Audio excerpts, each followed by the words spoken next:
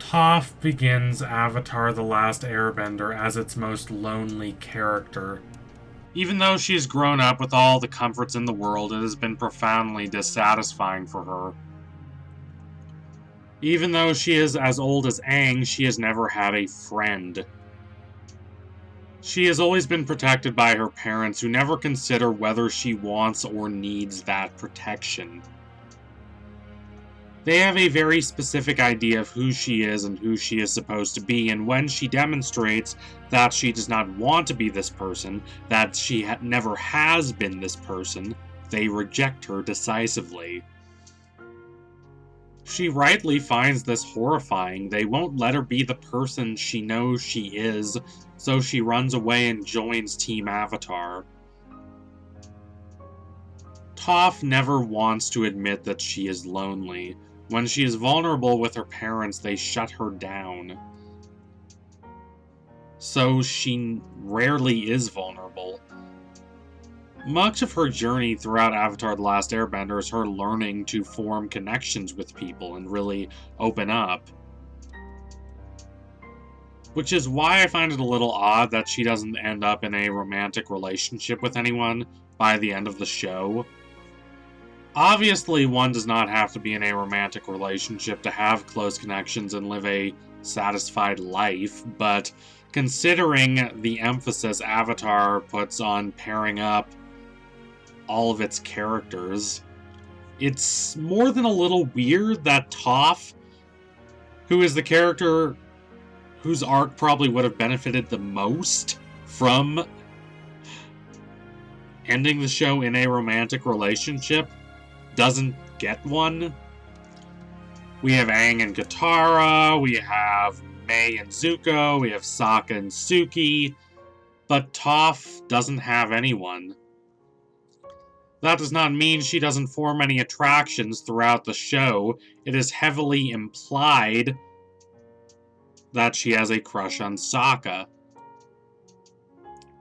This attraction could have started as early as episode 208, wherein he is the only one of the three non-Toph members of Team Avatar who is consistently kind to her, even though she mocks him mercilessly throughout the episode. However, that Toph is attracted to him does not become evident until the Serpent's Pass episode.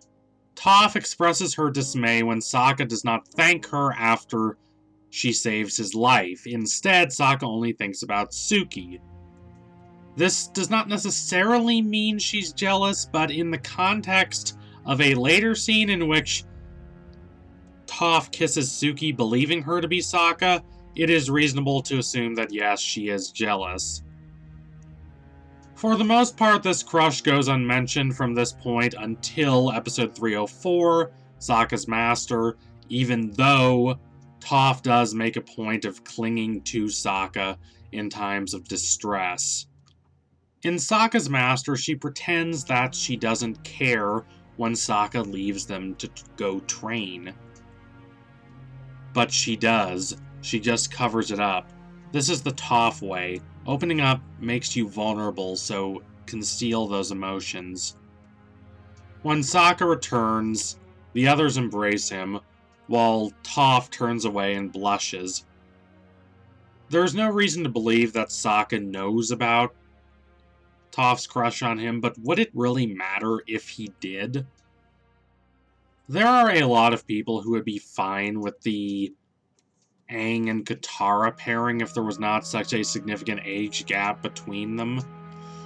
Aang is a prepubescent 12-year-old, while Katara is a mature-seeming 14-year-old. Whatever your thoughts on this, the age gap between Toph and Sokka is even wider. Toph is also 12 at the start of their journey, while Sokka is 15. Not a particularly mature 15, but 15 nonetheless. That is the difference between childhood and adolescence. Toph, like Aang, is still a kid, while Sokka is on the cusp of maturity. I don't see a world in which Sokka chooses Toph over Suki over the course of Avatar: The Last Airbender. But that doesn't mean they couldn't start dating sometime after the show. The gap between 15 and 12 is significant, but the gap between, say, 21 and 18 is less significant.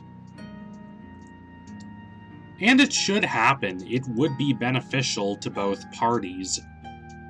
To be clear, I do not believe Sokka should be with Toph just because she has a crush on him.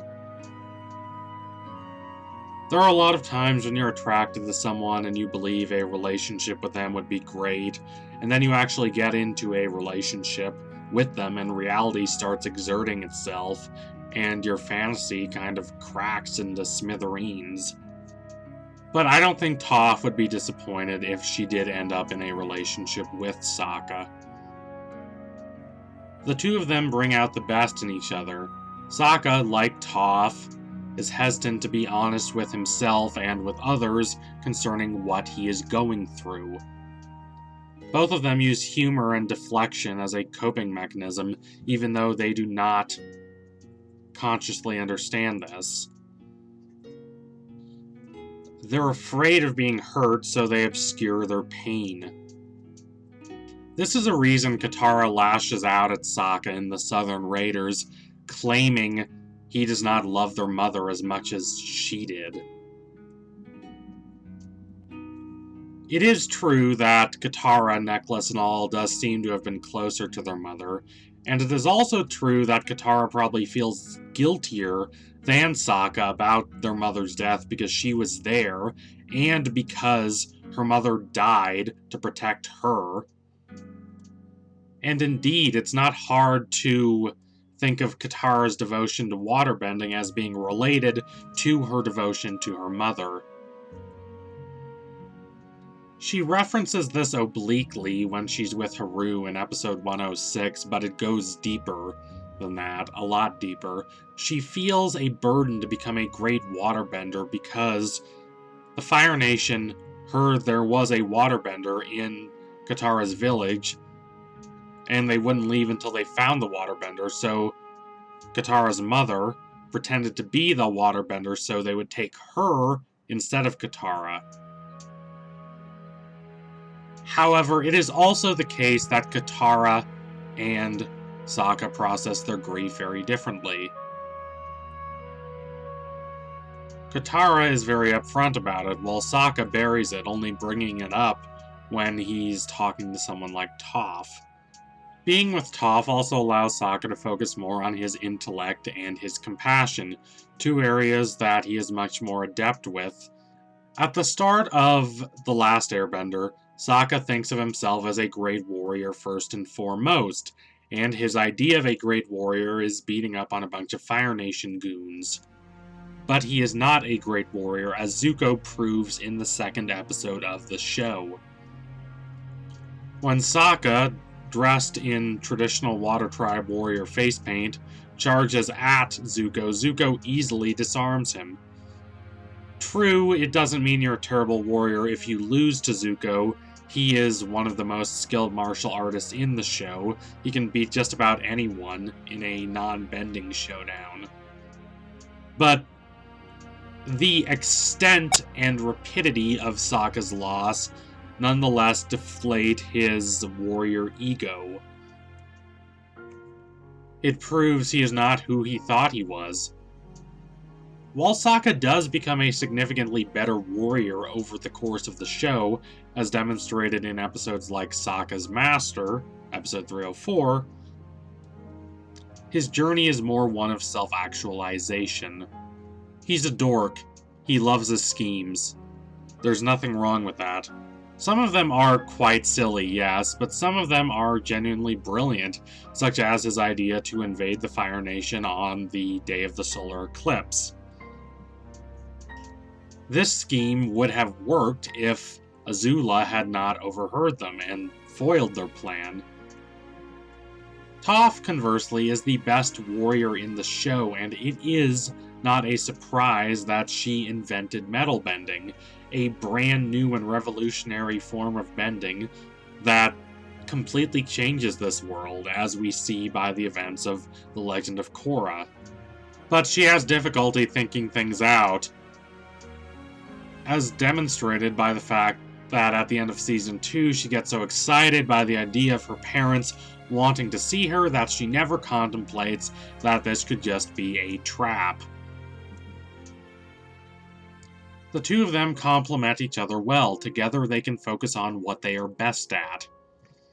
Toph can be the fearsome battler, while Sokka can be the cunning yet eccentric dreamer. If nothing else, I think it's better than what we get, wherein Toph ends up alone and Sokka ends up with a character I believe to be quite boringly flawless. This pairing is more dynamic, more intimate, and thus more compelling. So thank you all for watching. If you liked what you saw today, don't forget to like, comment, and subscribe. Donate to my Patreon if you can and you want to see more videos like this. Keep watching Avatar. It's a thoughtful, intriguing text with so many interesting interpretations possible.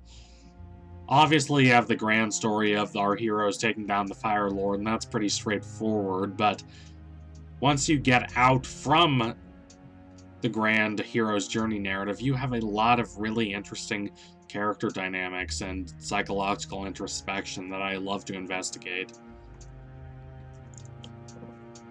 So anyway, tune in soon for my next analysis. Sure to be coming soon. Thank you all again. Adios, comrades.